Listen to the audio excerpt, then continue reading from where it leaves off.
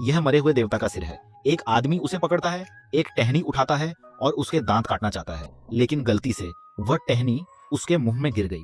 उसने जल्दी से उसे उठाने की कोशिश की, तभी अचानक उसके हाथ के पिछले हिस्से में एक चिकने दांत ने चुभन कर दी। उसने इस बात को सीरियसली नहीं लिया, लेकिन अगले ही पल उस आदमी की आंखें अंधी हो गईं। उसकी आंखें खून से भर गईं। वह उस बड़े सिर की तरफ बहुत बुरी तरह आकर्षित हो गया था। तभी गश्त पेट्रोलिंग कर रही लड़की वहां से गुजर रही थी। उस आदमी को इस हालत में देखकर वह तुरंत सावधान हो गई और उसने नीचे हुई थी। उसने जल्दी से अपनी हाई हील्स अपनी जेब से एक बंदूक निकाली। उसने देखा कि उस आदमी के हाथ में एक खंजर है। वह तुरंत उस आदमी को रोकने के लिए दौड़ी, लेकिन वह आदमी बहुत ताकतवर निकला। उसने एक लात मारकर पिस्तौल को दूर फेंक दिया और श्याओमई को काबू में कर लिया।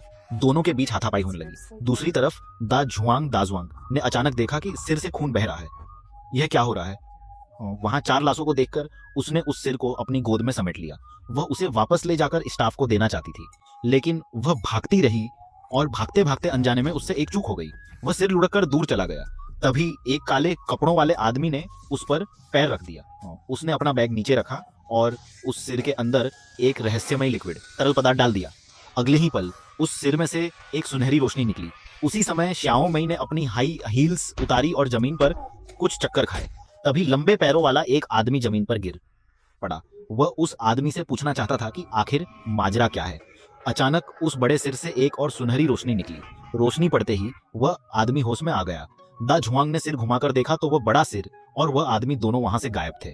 जमीन पर गिरा खून बहुत तेजी से गायब हो गया, यहाँ तक कि कपड़ों पर लगा खून भी मिट गया।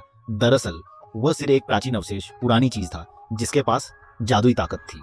और हैरानी की बात यह थी कि उसे गोदाम वेड हाउस से चुराया गया था और वह आदमी उस गोदाम का मैनेजर था।